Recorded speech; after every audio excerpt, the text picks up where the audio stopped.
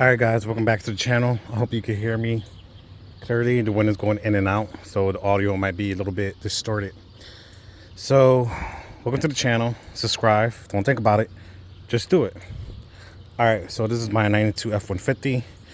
I bought this truck earlier this year with the rotted Bondo taped up bed. I lowered the back 2 inches for lowering shackles, even though you can't tell because it stood up so high.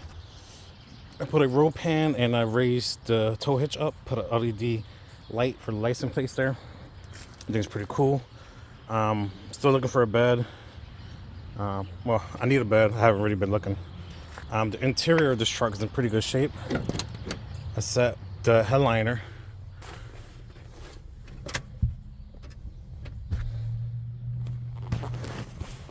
Alright, sorry about that. So, the interior of this truck is pretty good, except for the headliner. It's pretty nasty.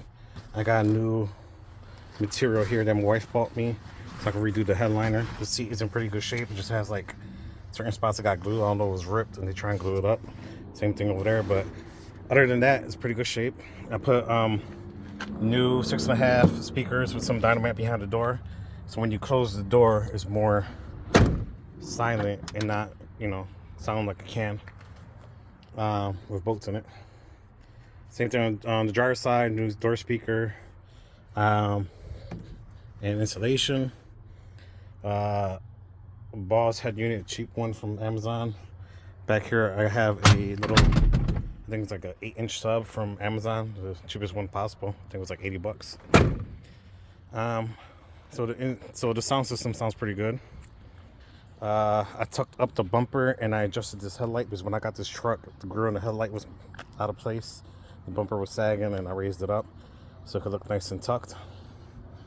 What else I did to this truck? Remove all the stickers. Pretty much it. I did use the truck recently, and with a very heavy load, obviously I had a lot of sag, so the bed holds up for being used as a bed, but if you kick the bed on the side, all that rust and everything will fall apart. It's just a rusty bed. But the truck did good. It moves its weight. It has the torque. And speaking about torque, this is an inline 6 automatic 4.9 300 cubic inch for your old school guys. Brand new battery. I put a new positive thing here. I put a brand new rad in, brand new cap, just because the old one had a leak around here somewhere. Clean up the engine bay, new air filter and all that jazz. A little turbo. It's not hooked up yet. This is what the video is about. So this is a small turbo, and the reason I'm putting a small turbo on this engine is because I want it to spool up quick, because the inline 6 does not rev up very high. A lot of people might be like, that might be too small of a turbo. It's going to spool in idle. It's really not, because it's exhaust housing. This is a cheap max speeding rod. It's a cheap turbo, so worst case scenario, I go for a little bit bigger turbo, or I will change the exhaust housing, or whatever the case may be. I'm going to experiment. I want the boost to come up around 1100. This is automatic transmission, inline 6, so I guess 4500 will be the max RPMs you probably get out of this thing. I'm not looking for a high revving and high horsepower engine. I'm looking for more torque and just do burnouts and have fun with it. So my plan is to put the small turbo in, put a different ignition system, different computer in for the ignition system and the fuel. See if I can run the stock injectors. Probably run 5 to 7 psi a boost. Put an intercooler somewhere in the front. I think I have space for that. I'm not going for crazy horsepower, like I said. I'm trying to get more torque out the engine and just have fun with the truck. The inline 6 has a lot of torque for what it is. It's not, you know, a big block of torque. It's not a diesel with torque. It's a inline six. You know, they're everywhere. Somebody that you probably know have one of these, and these engines produce a lot of torque. They used to use these engines in generators and dump trucks and flatbeds and tow trucks, whatever, rollbacks back in the days. And these engines are great. They last forever. I want to put a turbo on it, and hopefully I will get close to 300-400 pound-feet of torque to the wheels. Now, speaking about the wheels and the small little turbo, there goes me. Hi. I am putting a mini spool or something in the back on the cheap because this is a one-wheel PO. This is open differential, and I want to, lock both wheels in. The exhaust runs out to the back. I want the exhaust to run out here. Probably want to change the bed. I will get an exhaust done that runs before the wheel, not after the wheel. And like I said, I want the turbo to spool up quick. And I think even with full exhaust, some back pressure and everything, I think this little turbo will spool up just fine. I forget what size turbo this is. My wife bought it for me off of Amazon, I believe. And right now I'm waiting for the ignition system. I have everything for the turbo except for the drain line and the supply line for the oil. This is oil cooled.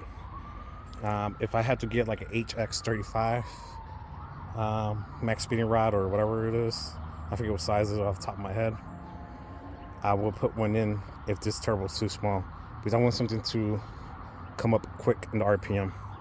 Last time I dealt with a turbo car, it had too big of a turbo, and it was on the Mazda Protege 97 that the turbo came in almost at 4,000 RPMs, and then the boost started coming in, and it was just kind of annoying because I had a very slow car to start, and it was only good for like racing on the turnpike and stuff like that with my friends on the 95, because I'm originally from Philadelphia. So that was way back when. I never really dealt with turbos after that. Pretty much, I was very much like an NA guy. But the thing is, with the simplicity of turbos, and they're very efficient because the turbo uses exhaust gas to make boost. It kind of benefit from that, it kind of self-efficient. And the reason I came up with this idea of turboing this truck is because I think these trucks, these 4.9 engines are great, and they're great for towing and putting stuff in the back and everything. But if I could get a little bit more horsepower and torque, the car guy in me, if I could get a little bit more for a cheap turbo and a little computer here and there, and a tune, I think I will benefit from it.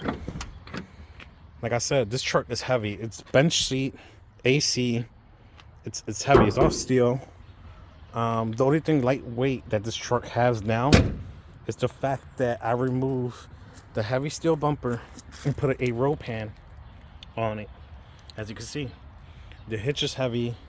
The truck's all steel. This bed has Bondo, so it's probably more heavier than usual. It has steel wheels. It has a steel bumper. And my goal with this truck is to kind of leave it like a sleeper-ish type deal.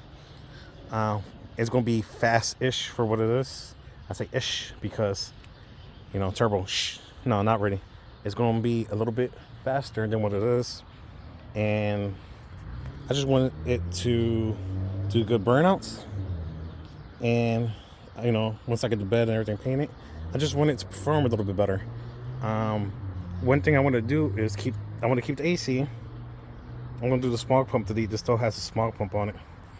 And I want to get rid of the clutch fan, as you can see here, and put a electric fan in here so I could open up some space. But this truck is heavy. This thing is heavy. It's a two-wheel drive, and it is heavy for what it is. But I think with this 4.9 and the small turbo, if I had to get a bigger turbo or do something in the future, that's fine.